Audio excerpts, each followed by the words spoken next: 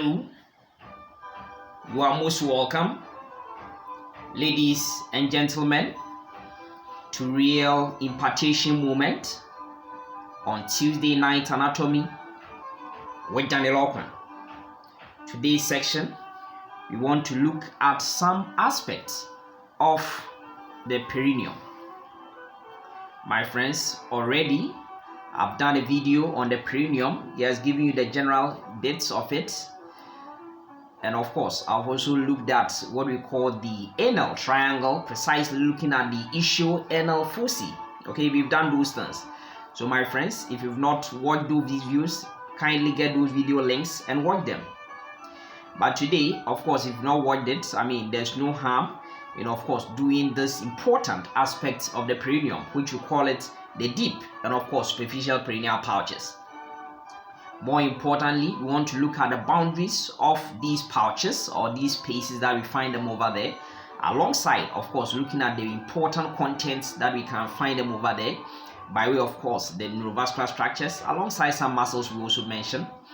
And then, more importantly, I'll touch on something which is of clinical importance, mainly talking about extravasation of urine. For instance, if there's kind of injury to some aspect of the urethra, okay, in either the deep or the superficial perineal pouches. Okay, so we are going to look at that. So my friends, at the end of this section, you should be able to tell all that you need to know about the superficial and deep perineal pouches. And so, without much ado, let's set the ball rolling. Yes, my friends, to begin with, by way of surface anatomy, you can examine your own perineum. Now, whenever we say perineum, yes, you don't need to think deep. It is that region in between your thighs. Yes, if you look at your two thighs, yes, in between that area, that is where you find your perineum. And so generally, by way of surface anatomy, in that of males, okay, we look at anterior, we are looking at the base of the penis, okay, that is where the perineum will start. But of course, in females, we have what we call that the mons pubis, mons veneris, okay, will form the anterior extent of, by way of surface anatomy, of the female perineum. Of course, we talk about, of course, the lateral aspect. Then we are looking at the medial aspect of the thigh. Okay, the medial aspect of the thigh will be bounding, yes, both males and females. Okay, the perineum in this regard. Then, importantly, if I go to the posterior aspect of the perineum, yes, that is demarcated. That's where we find the coccyx, but we are not going to seal the coccyx. And we say that superficially, we are going to look at the superior aspect, okay, of what we call the intergluteal cleft. Now, this is the gluteal region. There's one of it, there's the other one. Now, in between them, there's a space or there's a cleft over there, and that is what we call intergluteal cleft. Yes, when I go to the most superior extent of the intergluteal clefts of both males and females, I will find the posterior extent of the perineum. Okay, so it means that if we talk about perineum, that region in between our thighs where we find the external genitalia, yes, we are going to place them over there, talking about, of course, look at, of course, the penis, look at the scrotal sac. Alongside, within it, we are going to have the male primary gonads. Okay, the primary organs will be there by way of the testes. Then, of course, if we look at females, not only do we have the mons veneris, we have the clitoris. Yes, we have, that kind of vestibule, okay, being part of it over there. But alongside that, if I go to the rare aspect which we already looked at already, will be, of course, the anal canal. The anal canal will also, yes, be opening in that of the perineum that we are talking about here. So my friends, this is what we are going to look at today. So having looked at the surface anatomy, then anatomically, yes, if you take away the skin, so look at the skin was covering that area, which will be forming, of course, the floor of the perineum. So now, as I move away from the skin and I go deep, then I'm going deeper towards the pelvic region. So my friends, if I take away the skin and all those musculature around, then I'm able to get this thing over here. Now, the perineum is diamond shaped, as you rightly saw over there, diamond shaped, structure, okay, that we find, yes, in between our thighs. Now, this diamond shaped region, yes, we say that anteriorly in front. Now, those of you, yes, who need a little bit of orientation, this guy over here is the pubic symphysis.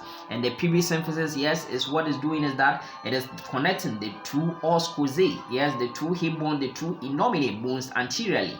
Okay, this is fibrocartilaginous in nature. Then as I go posteriorly, yes, your backbone will continue terminally as the coccyx. Yes, that is what we find over here. So there's the orientation. As I look over here, there's the anterior aspect, and then over here becomes the posterior aspect. Okay, so that is what we see. So therefore, by way of the boundaries, yes, we see that anteriorly, yes, the perineum is bounded by the inferior aspect over here of this pubic symphysis that we find here. Then, of course, posteriorly you have the tip of the coccyx, as simple as that. Then, of course, anterolaterally on either side, we find this, the one we've labeled as pubic arch, which of course, yes, in between them will give us the subpubic angle. This time around, it is between, this pubic arch is actually formed, yes, by the confluence or by the union of the inferior ramus of the pubis and the ramus of the ischium, forming the ischiopubic, ramus. So if I talk about the anterolateral boundary of the perineum, anatomically, we are going to have the ischiopubic ramus. Then, yes, at the lateral aspect, I have these, structures over here, this tuberosity, okay, that is the ischial tuberosity, that portion of the ischium that we sit on, okay, so as we are seated right now, that's the one you are sitting on. Then, of course, there's that kind of ligament which spans all the way from, of course, the, ischial tuberosity here to, of course, the sacrum and the coccyx. And my friends, that guy over here is therefore called sacrotuberous ligament, forming the posterolateral, boundary of the perineum. So that is, these are the major boundaries that I want you to know anatomically as far as the perineum is concerned. Now, this perineum, we got to know that when I looked at the surface anatomy, we got to know that there were, some genitals, some external genitalia was present. Yes, even as well as the, urethral openings were present. Okay, so it means that there will be an area of the perineum which will contain only these kind of urogenital structures. And that is why this diamond-shaped perineum, yes, we divide it into a smaller anterior triangle, okay, which will be called its urogenital triangle, and a posterior triangle because you saw that it was giving passage to the anal canal. The anal opening was open over there, and that is why the larger posterior boundary, the posterior part of this diamond-shaped perineum will be, of course, the anal triangle. So this diamond-shaped perineum has been divided into two triangles, a smaller anterior triangle which we are called the urogenital triangle, and a larger posterior triangle which we are called the anal triangle, with the help of an imaginary line that we draw all the way from the anterior ends of the ischial tuberosities, okay, in between the two ischial tuberosities, okay, that becomes, of course, the demarcation that we are going to use. So that is, one thing that you have to know. Now, having looked at that, then one thing that I want you to know is that if I look at the, now if you talk about the pelvis, yes, I've done the pelvis, kindly get those videos and watch it. Now you get to know that I explained something regarding what we call the pelvic, floor muscles. We talked about the pelvic, floor muscles, and the pelvic floor muscles alongside the levator ani. We also mentioned the coccygeus muscle. Okay, that is one thing that we found. So all these muscles over here, they are forming what we call the pelvic floor, okay, which otherwise we want to call it the pelvic diaphragm. So it means that as far as the perineum is concerned, the roof, okay, so I'm going from down to up, the roof of the perineum, yes, will be bounded by, of course, the pelvic diaphragm. Okay, that is one thing that we find. Now, with the help, we said that we are able to get the larger, posterior triangle, which is the anal triangle. Now, my friends, if you don't watch the video that I've done on the ischioanal fossa, you know that on either side over here, we have the ischioanal fossa, formerly called ischiorectal fossa. Yes, filled with fat. Yes, but also there will be some other neurovascular structures which will be running over here, which of course, if you are draining that kind of abscess, with this area is very prone to abscess because of the poor vascularization over here. Okay, for instance, inferior rectal nerve and vessel could get damaged. Okay, we've done all those clinical aspects of this ischiorectal fossa. So my friend, get that video link and watch it. Now, what I am interested in showing you over here is that over here, now anteriorly, I'm having the urogenital triangle. Why? Because yes, this what we are calling it, this pelvic diaphragm, is not only giving passage to the anal canal, but it's also giving passage to the vagina, okay, as well as, of course, to the urethra, okay, to pass through it. Okay, that is, one thing that we find. Okay, so that is why this one, we are calling it the urogenital triangle. Okay, so that is what we see. Now, my friends, one thing that I want you to know is that even in this urogenital triangle, the urogenital triangle also has its own diaphragm. Now, I told you that the pelvic, yes, is having a diaphragm. That's the pelvic floor muscle, the pelvic diaphragm. Okay, that is what we find. And that pelvic diaphragm was spanned all the way. Yes, it will cover both the anal triangle and of course the what do you call the urogenital triangle, will form the roof of both triangles. Okay, so that is one thing that we find. I already told you that the floor will have to be the skin and of course the fascia that will be around there, okay, in the perineum. Okay, so that is what we see. Now, having seen that, then what will be, okay, the anterior extent of this urogenital triangle we are talking about? It means that the anterior extent of this urogenital triangle, I'm going to have this guy, which is the pubic symphysis, alongside this ligament which is spanning all the way over here, which we are calling the inferior pubic ligament. Okay, so the pubic symphysis will be here. Then of course laterally, what are we going to find? Laterally, we are going to find of course this guy which we are calling the ischio-pubic ramus. Okay, so on either side we have the ischio-pubic rami. Then of course towards where we have the ischial tuberosity, because I told you that the ischial tuberosity is not really, yes, because we are looking at the anterior margins of the ischial tuberosity. Then alongside will be the posterior extent, will be of course the imaginary line which we will draw to join the anterior ends of the two ischial tuberosities. Okay, so they will be the major boundaries of what we call the urogenital triangle. Okay, then I told you that the urogenital triangle will itself will have a diaphragm. Okay, the pelvic, yes, is having its own diaphragm. The urogenital triangle will also have its own diaphragm, and the diaphragm of the urogenital triangle is therefore called urogenital diaphragm. Okay, and that urogenital diaphragm, yes, is having two layers. One thing that we find is that it's having two layers. Now this one I'm more superficial. Now I've removed the skin, I've removed the fascia, so it means I'm superficial. Okay, I now want to go deep. I'm going from superficial to deep. And so the one that you find over here, the whitish one that you find over here, is one of the layers of the fascia of the urogenital triangle, the urogenital diaphragm. And that one of the layers, okay, the superficial layer, is called the inferior layer because it's more closer, okay, it's more downward, so we call it inferior layer of the urogenital diaphragm. And because it's more closer to the skin, we also call it the superficial layer of the urogenital diaphragm, which otherwise, because they're very strong, one stronger than the other, we also call it the perineal membrane. Okay, so that is what you find over here.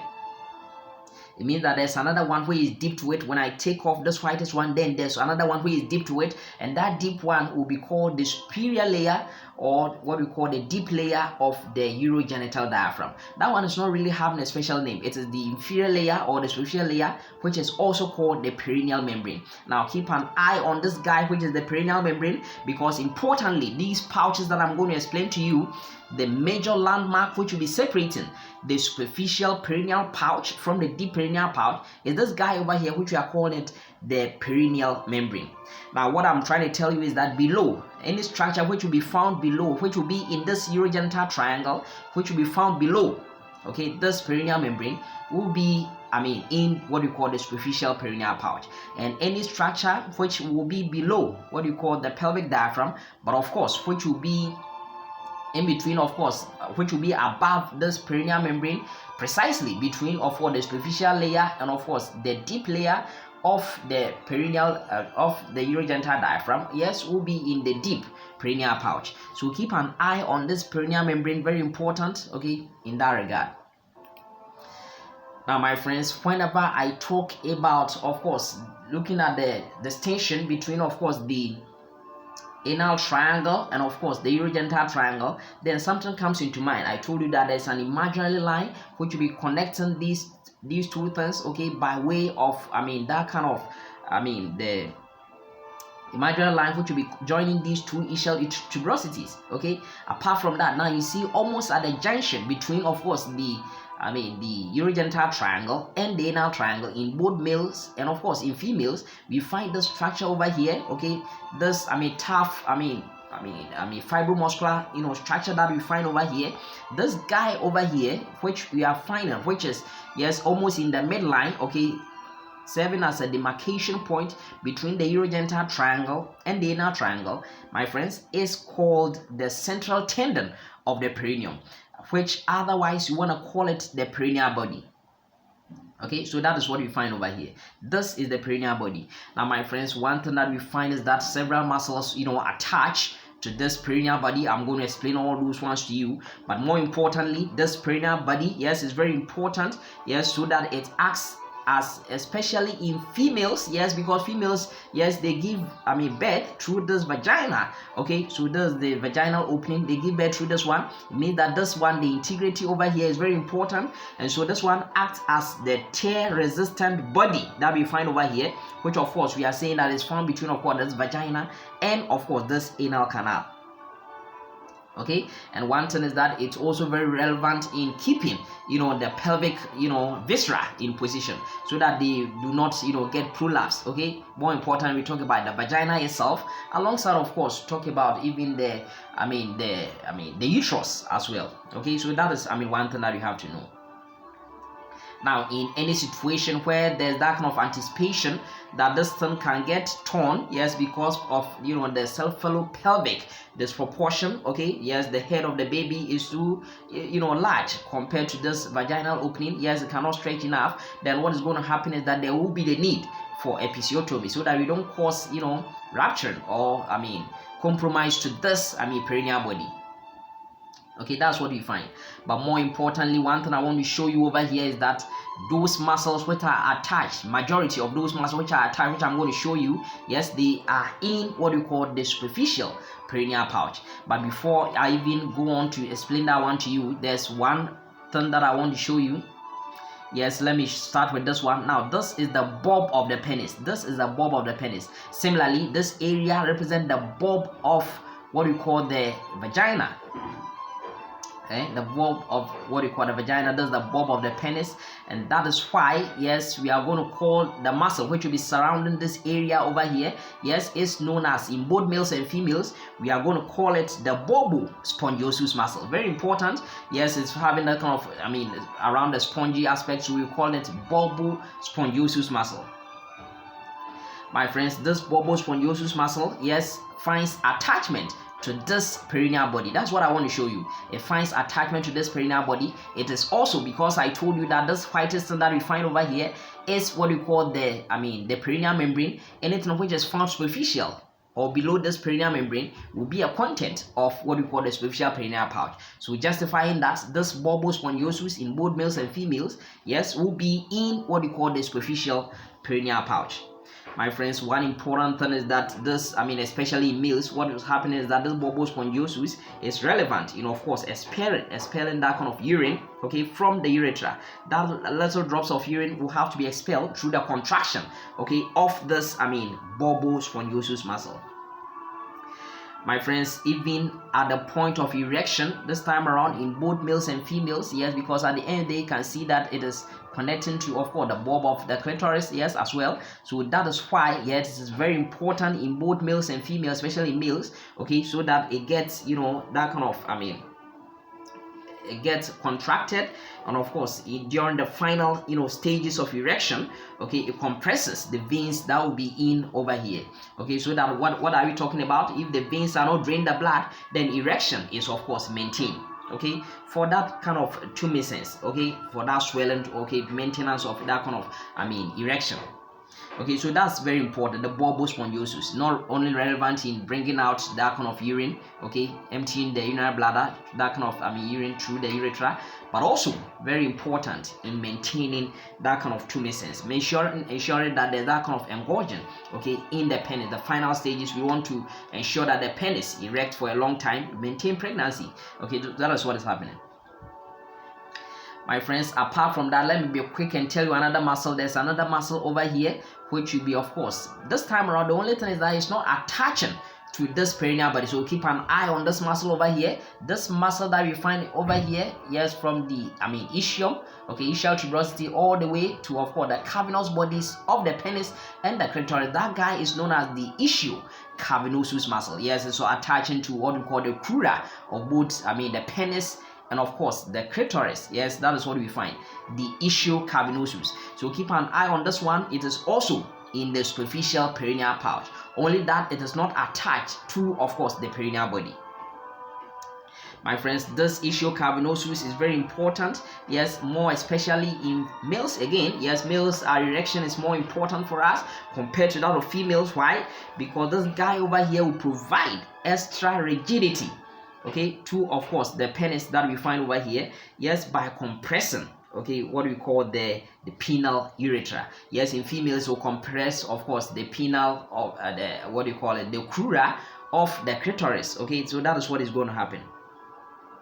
Okay, so helping you to maintain that kind of rigid, erection. Okay, this guy is the ischiocavenosus muscle. Okay, so that is, one thing that we find. My friends, there's another muscle which is also in this superficial perineal pouch. Okay, it spans all the way, yes, from the ischial tuberosities on either side to this guy over here, which is the perineal body. Okay, so this guy, because I said it is below this, this perineal membrane, and that is why we are calling this muscle superficial transverse perineal muscle. Superficial transverse perineal muscle. My friend, there will be a corresponding muscle of this guy which is deep to this one, okay, which means it is found above this perineal membrane, but it is found below the superficial layer, so the superior layer of what we call the urogenital diaphragm, and that guy will be called the deep transverse perineal muscle. Okay, those both muscles are attached to this, this guy over here, which is the perineal, body. Okay, so that is another important thing I want you to show you.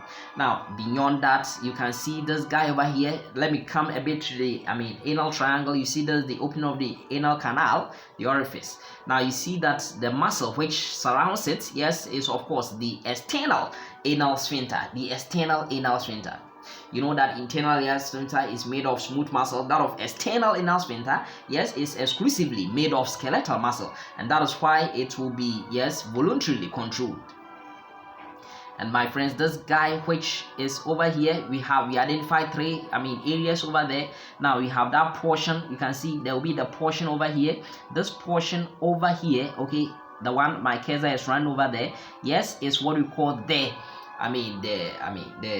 deep portion of the external anal sphincter. And then we have this portion, okay, over here, because that one is very close to the skin, okay, we call it, of course, the superficial component of what we call the external anal sphincter. Then the one which is inside this fascia that we find over here, the one who is inside over here, this guy is known as the subcutaneous component of what we call the external anal sphincter. So the external anal sphincter is having three components, yes, by word, namely, yeah, the deep, superficial, and of course the subcutaneous component. Now one thing that we find is that more especially the subcutaneous component. Now my friends, what's the role of this external anal sphincter? Mainly importantly is to maintain or to ensure that you don't suffer from what we call rectal incontinence. Okay, that kind of helping you to control so that you don't defecate at the point that you don't want to. Okay, so that is one thing that I want you to know, especially from the superficial fibers only. Okay, the superficial fibers only posteriorly to the coccyx. Okay, that is why the extension over here, we give it the name the anococcygeal raphe, or we can also call it the anococcygeal body or anococcygeal ligament. Okay, so this guy over here, okay, which is of course the posterior extension of what we call especially the superficial fibers of the external anal sphincter, okay, which is also, yes, indirectly we can say that it's also attached to this perineal body because it's also coming from that kind of superficial fibers of external anal sphincter. That guy is known as the anococcygeal body. And my friends, it's very important. This guy is to maintain that kind of anatomical position of the anal, rectum. Okay, so the anus and rectum, yes, this guy is helping to maintain that kind of junction, okay, in relation to, of course, the coccyx. Okay, so that is one thing that you have to know. Yes, when you want to defecate, this guy over here is very important. When that external anal sphincter, yes, contract, this one also allows it for easy, defecation.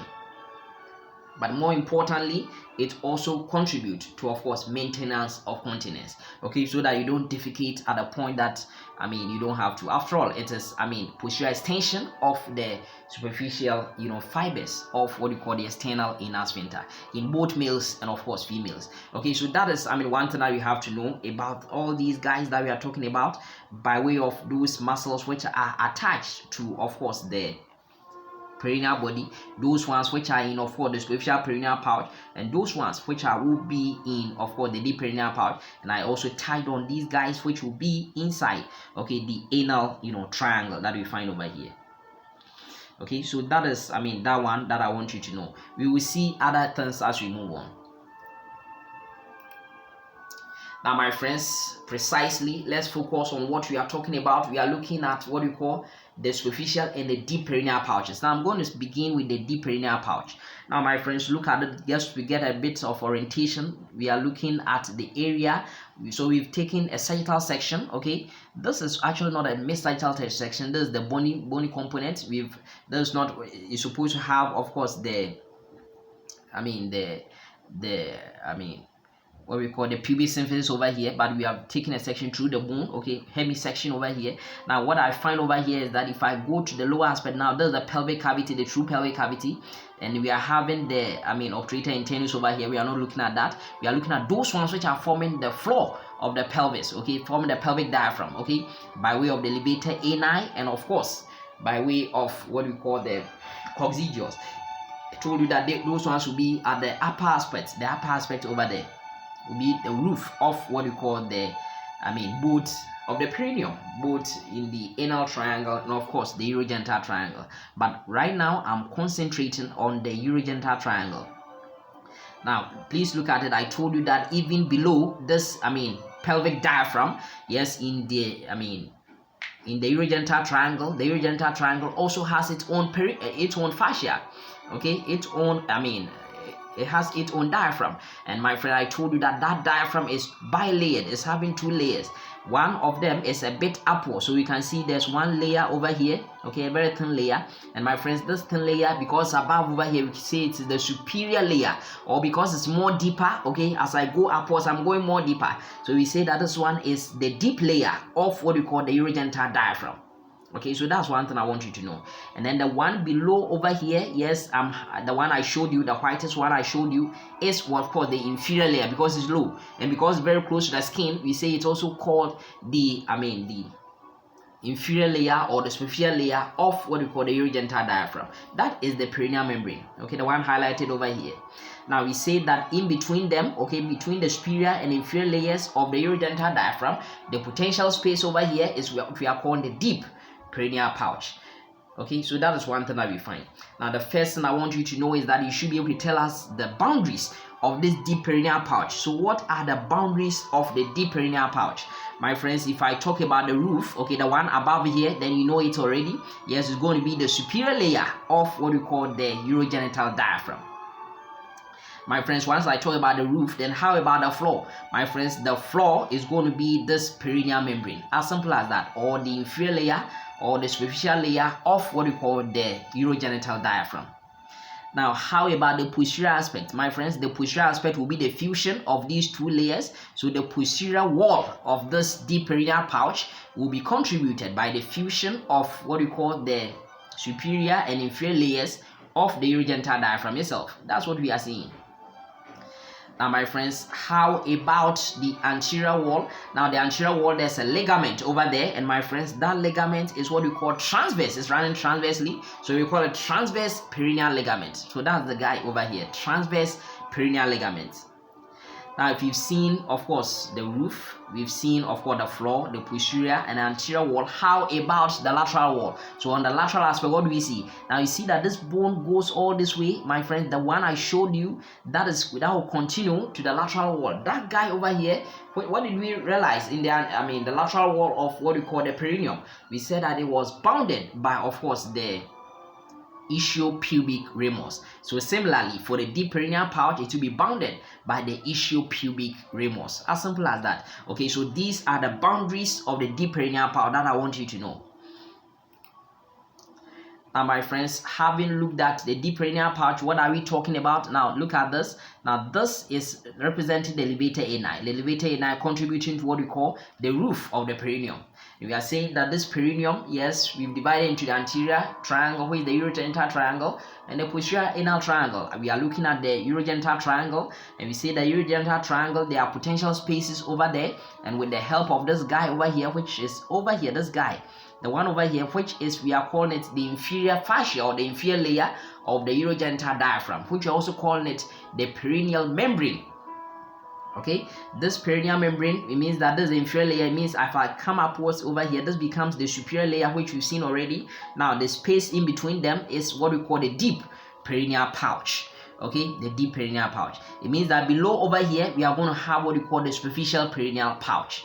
So my friends, what will be the boundaries of the superficial perineal pouch? So my friends, if I should start with the roof, then you know that the roof is going to be the inferior layer of the urogenital diaphragm, which is also called the perineal membrane. Then what will be the floor? My friends, if you want to understand the floor, then one thing that you should know is that, yes, if you look at the anterolateral abdominal wall, you know that below the umbilical is the superficial fascia. Yes, it's having two layers, a superficial layer of campa, which is fatty, and a deep membranous layer of scapa. That scapa fascia, yes, will continue downwards, yes, around the penis to become the dartos fascia. Yes, and the thigh, it will become what you call the fascia lata. Yes, in the what you call the scrotum, yes, it will be forming what you call the dartos fascia, and in the perineum it will be forming what you call the collis fascia. I am interested in the collis fascia, so I'm looking at the membranous layer of the superficial fascia of the perineum, and that is the collis fascia. So this is the collis fascia that we are finding. So the collis fascia will be forming the inferior extent of what you call the superficial perineal pouch. Now my friends, how about the posterior wall? Just like we saw in the case of the deep perineal pouch, which was the posterior wall was by the contribution of the superficial and the deep layers of the urogenital diaphragm. Then if I talk about the posterior wall of what you call the superficial perineal pouch, then I should also be talking about the fusion of what you call the inferior layer of the urogenital diaphragm, that's the perineal membrane, and the collis fascia. That's what we see. Now how about the anterior wall? Now one thing that the video I did previously, I was able to show you the anterior wall, that the anterior wall is deficient. Now one thing that I want you to know is that the anterior wall is deficient. There's no boundary over there, and that will give us the clinical presentation why, if there's any rupture, okay, to of course the penile urethra in the superficial perineal pouch, that kind of pathway of the extravasation of urine, we will see that one. Okay, so that is one thing I want you to know. Then my friends, what will be the lateral wall? My friends, I don't need to tell you that the lateral wall, yes, is going to be by this guy over here, which of course we've taken a section through. That will be of course the the ischiopubic ramus. Okay, so that is one thing that I want you to know regarding all these superficial and of course deep perineal pouches, their boundaries. And my friends, having looked at the boundaries, then the next thing is for us to review the contents of both the superficial and deep perineal pouches. Already we've seen some of the musculature, okay, in the superficial perineal pouch. Yes, we talked about of course the ischiocavernosus, we talked about bulbus spongiosus, we talked about the superficial transverse perineal muscle. That I also told you that in the deep part, the muscle that we are going to find over there will be of course we talk about the deep transverse perineal muscle. There will be another sphincter. I will explain that one to you as we get there. Now let's pay attention over here what we are looking at. Now let's look at these vessels. Now from the anterior division of what we call the internal iliac artery, we find this artery over here which will be coming, and this artery, because it's not having any pathway, just like the vagina, like the rectum, like the urethra, to pierce the pelvic diaphragm, then it has to find a way to dodge this barrier. And how is it dodging? It is dodging by running superficially on what you call the ischial spine that we find over here, and it will re-enter. So through the greater sciatic foramen, it will run over there, then it will run superficial to this ischial spine to enter the perineum. Okay, so that is what we find, and that artery over there is that artery, the main artery to the perineum. And my friends, that main artery is known as internal pudendal artery, the internal pudendal artery, okay, which is coming from this internal iliac artery. This is the internal pudendal artery. Now my friends, this internal pudendal artery will be running, okay, once it passes through the ischial spine. Now it has to be protected, so it goes through the lateral wall of the perineum by going through that kind of canal over there, which we are calling it the pudendal canal. Yes, it's not going to run there alone, it will be running there alongside the pudendal nerve. Okay, so that will be the Alcock's canal. That canal is having an eponym. The pudendal canal is also called the Alcock's canal. Now my friends, what do we see? We see that yes, even in the Alcox canal, it gives a branch, and those branches will go to, of course, the rectum. I've already explained this one to you, and that is why this guy is known as the inferior rectal artery. This is the inferior rectal artery, a branch of the internal pudendal artery. And that is why usually if there's any abscess in the ischial rectal fossa and has to be drained, this artery is liable to injury alongside its nerve, okay, its corresponding nerve. That's what we see. Now it continues to go downwards, yes, still in the Alcox canal. Then what will happen is that it will have to give off some branches, okay. So we can see that it is giving off some branches, okay, to the penis. So the penis is around there. It will be giving off some kind of, yes, it's still the perineal, it will give some branch, okay, to go to a perineum, and that branch will be called the perineal, branch. Then of course it will be giving some branch to the bulb of the artery, to the bulb of the penis, or if the clitoris, then we talk about the bulb of the clitoris, okay. So that is what we find. Similarly, it will be giving off some branches. I will be explaining all these branches to you. There will be that kind of branch, okay. This guy, what is the name of this guy? This is the perineal branch, and this perineal branch will also give a branch, okay, to the bulb of the penis. Again, giving a branch to the bulb of the penis over here. Now look at where these arteries are running. Now I can see that this artery to the bulb of the penis, yes, is running, okay, piercing this, perineal membrane, okay, to come to the superficial perineal pouch. Eventually continue giving a branch, okay, over here. There's another branch which also pierces this deep perineal membrane, and that branch is known as the posterior scrotal artery. In case of female, we call it posterior labial artery.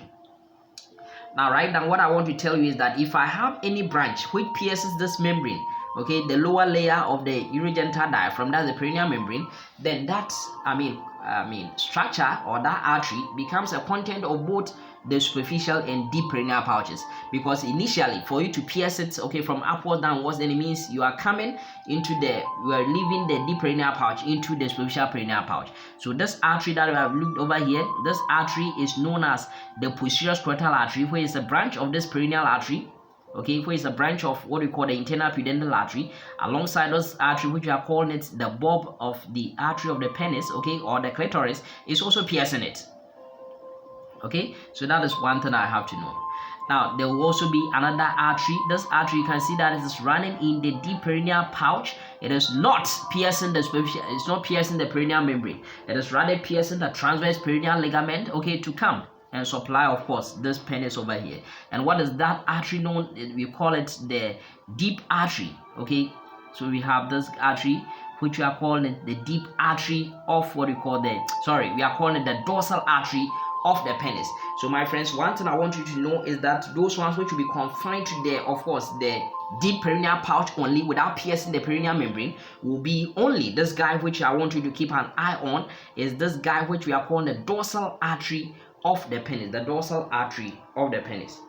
So in case of females, we will call the dorsal artery of the clitoris. Okay, so that is one thing that I want you to know. Now let me show you in a better magnified image. Yes, in both males and females you are going to find this. Now this artery that we are talking about here, yes, I'm talking about the internal pudendal artery. So the artery over here is internal pudendal artery, not just pudendal artery, internal pudendal artery, which, yes, I told you that it dodged the pelvic diaphragm because there was no space for it to pierce through by moving around superficially on the ischial spine, okay, through the greater sciatic foramen to come into the perineum through the lesser sciatic foramen. Okay, so this is one of those arteries which will be running as a content of this pudendal canal, which is also having an eponym, the Alcox canal. Okay, so that artery is internal pudendal artery. So what do we see? This internal pudendal artery, yes, is running in the Alcox canal. Now in the Alcox canal, I told you that reaching the ischial rectal fossa in, of course, the anal triangle, it gives us branch which we are calling the inferior rectal artery. Okay, now what do you see? You see that this is the area, this is the urogenital diaphragm. Okay, this is having the superior layer, this is the deep, so this is the superior layer and this is the inferior layer. Okay, where is the perineal membrane? It means that we are giving off this artery, where is the inferior rectal artery before, okay, because at the end is in the anal triangle. But even just before it enters the urogenital triangle, it gives off this branch which we are calling the perineal branch.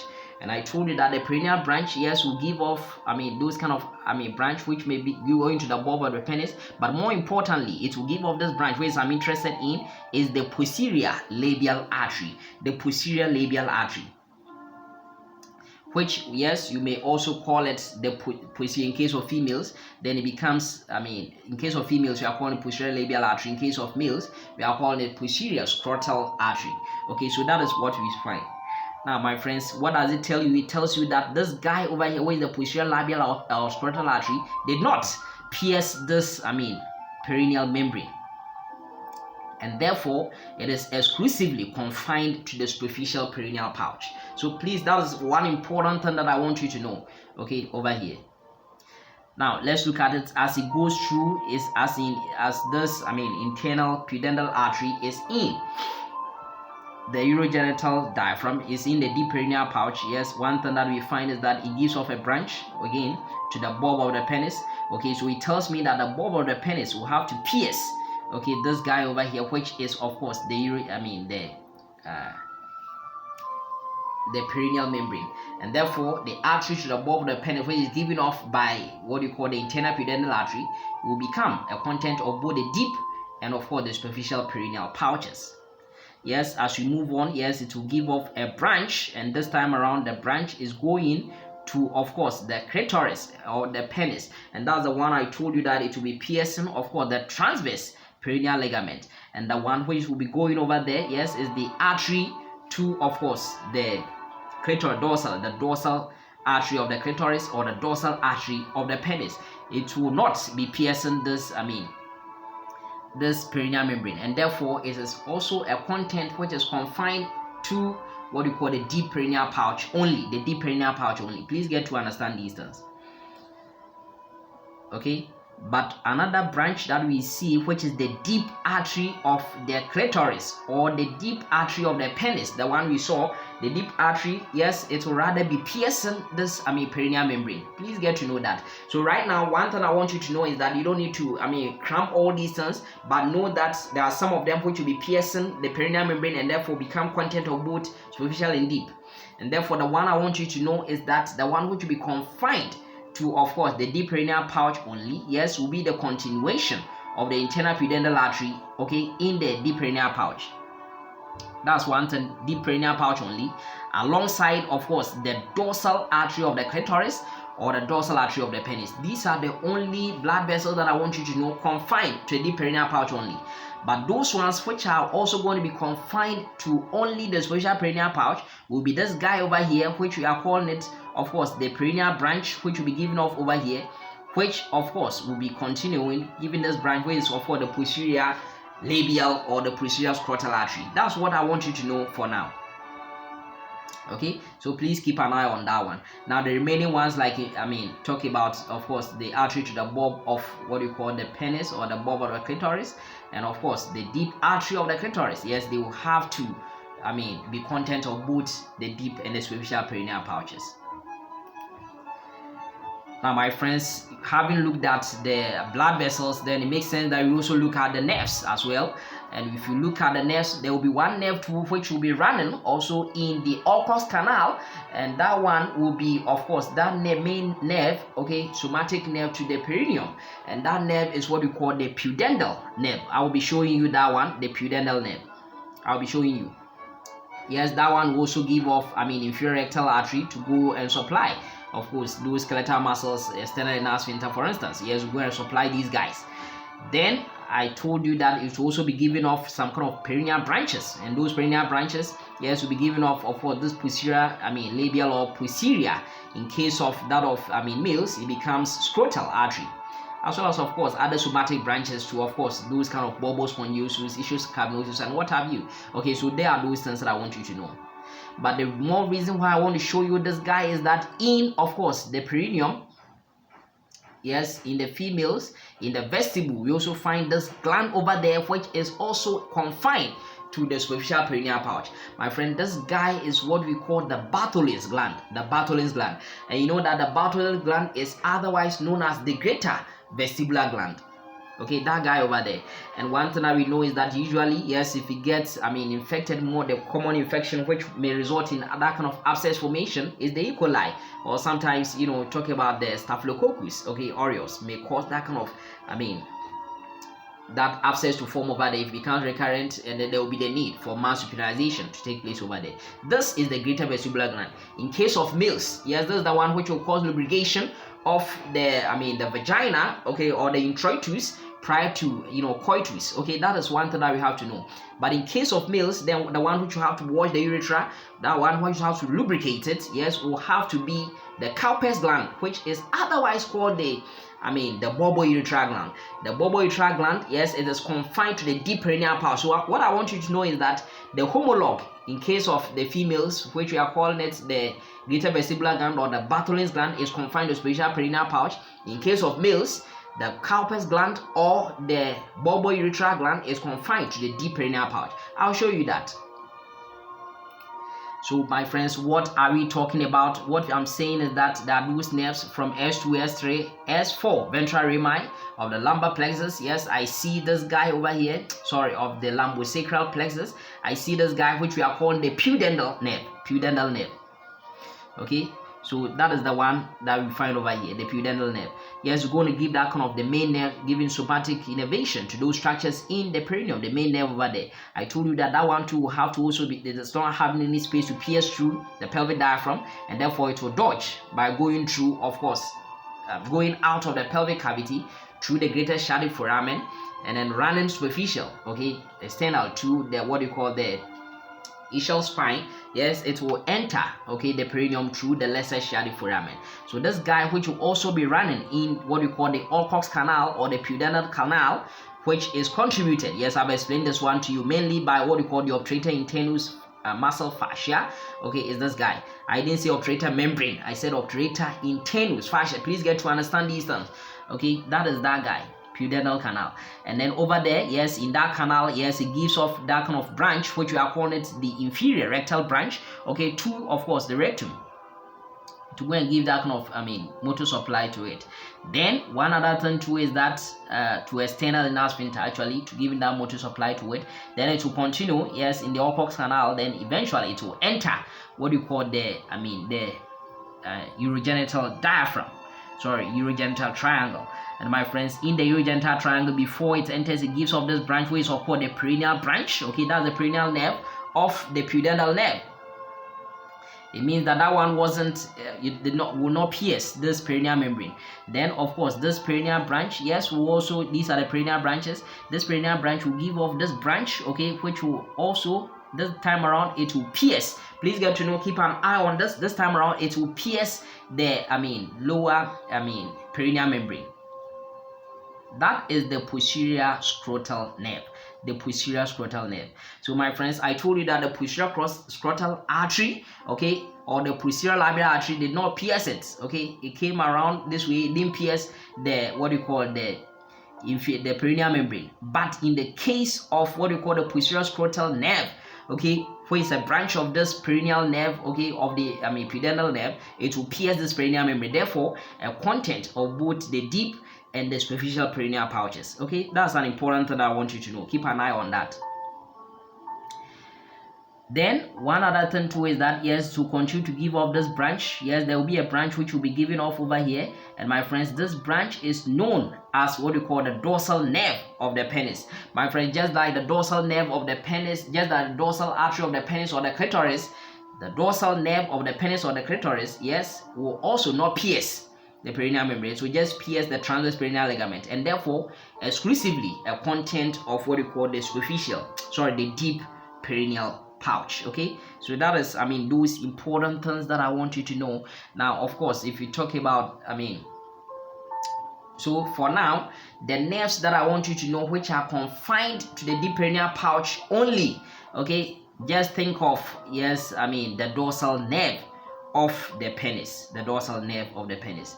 But those ones which will be in the superficial perineal pouch only, okay, then you should be thinking of maybe, of course, the perineal branch. But my friends, don't think of the posterior scrotal nerve and vessels. No, but the vessels, no problem. But the nerve, it's the one which is piercing this perineal membrane, and therefore a content of both pouches. My friends, what are we talking about? We've seen the superficial and the deep perineal pouches, okay? And therefore, yes, one thing I want to show you, yes, this is the vicinity of the deep perineal pouch. Then below that, I go to the superficial perineal pouch. So in the vicinity of the, superficial deep perineal pouch, what do we see over there? There are certain things that we talked about. I told you that we have the deep transverse perineal muscle. Not only that, we also have another sphincter, okay? That sphincter which is in the urogenital diaphragm, okay, is this guy over here, which we are called the sphincter uretri. In females, I prefer we call it sphincter uretri because at the end of the day, you do not have internal urethral sphincter. In males, we have both internal urethral sphincter and external urethral sphincter.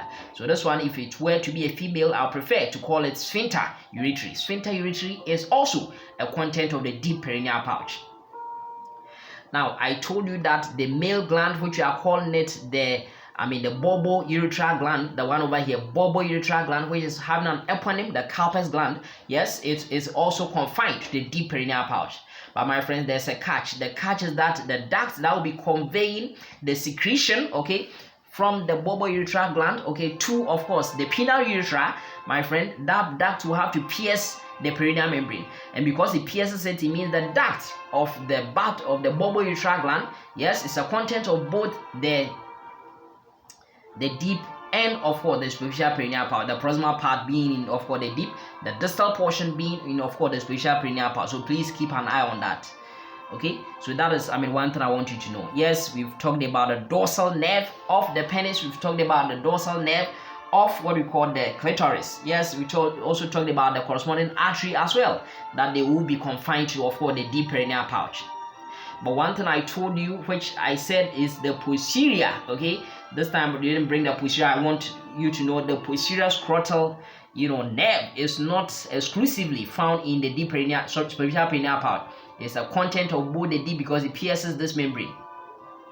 It is only the posterior scrotal vessels, okay, which will be exclusively content of what we call the superficial perineal pouch. Okay, so that's another important thing that I want you to know. Yes, I told you about the bulb of the penis, the bulb of the clitoris surrounded by the muscle, the bulbospongiosus. We talk about the crura of the clitoris, the crura of the penis, okay, surrounded by, of course, the ischiocavernosus muscles confined to, of course, the superficial perineal pouches, okay, as we find over here. Now, there's another thing that I want you to know. Now, before I came to this urogenital diaphragm, okay, there's the urinary bladder, then which will continue at the prostatic urethra. Now, that portion of the urethra crossing this, urogenital diaphragm, okay, is what we call the membranous urethra. The membranous urethra, the shortest, roughly around 1.3 centimeters, membranous urethra. The membranous urethra is also a content of the deep perineal pouch only. Now, the continuation, which we are calling it the penile urethra or the spongy urethra, yes, will be confined to, of course, the superficial perineal pouch. Now, it is at this point that I want to tell you that because I told you that the deep perineal pouch is closed, yes, it's having all the boundaries, the roof, the floor, the anterior, yes, the lateral, and of course, the posterior boundaries, then what will happen is that whenever there's any injury to this membranous urethra in the deep perineal pouch, then what is going to happen is that, yes, the urine will come out, but it will be confined mainly in the deep perineal pouch, unlike in the case of the superficial perineal pouch, which I will explain to you. Okay, so please, my friends, try and understand all these things that I'm trying to explain to you. If I talk about the deep artery of the penis, okay, then what will happen is I have to, it's crossing, of course, the perineal membrane. So please keep an eye on those important things that I stressed, okay, those important points that I talked about. My friends, the last thing I want to explain to you is that if there is injury, I told you that if there's injury to, of course, the membranous urethra, to be confined to the deep perineal pouch only. But what is happening is that if there's an injury to the spongy urethra or the penile urethra in the superficial perineal pouch, because I told you that the anterior wall is deficient, then what will happen is that the urine, yes, will not be confined to only the superficial perineal pouch. The urine, yes, will go into the scrotum, yes. So that's what is going to happen. Then, not only that, yes, the urine may even move all the way around the penis, okay, surrounding the penis, as you can see over here, all the spaces around. It will even move all the way to, of course, the anterior abdominal wall. Yes, because of the scarpus fascia, continue with it. It will go to the level of the thigh till what we call the holding point. Okay, yes, I mean, that is what we are going to see. It can even travel all the way, okay, to the anterior abdominal. There to be run over there. It may be running through around the orifices, around the major openings in, of course, the diaphragm. Then, of course, it may even go to the level, till the level of even the floor of the axilla. It can even run all the way to these places. So my friends, I hope you find this helpful. I mean, the superficial and deep perineal pouches are very important, okay, clinically. Yes, so my friends, try and get all these concepts that I've conveyed to you. I'm very grateful for your time this evening. Have a good night, all of you, and may the good Lord richly bless you. Amen.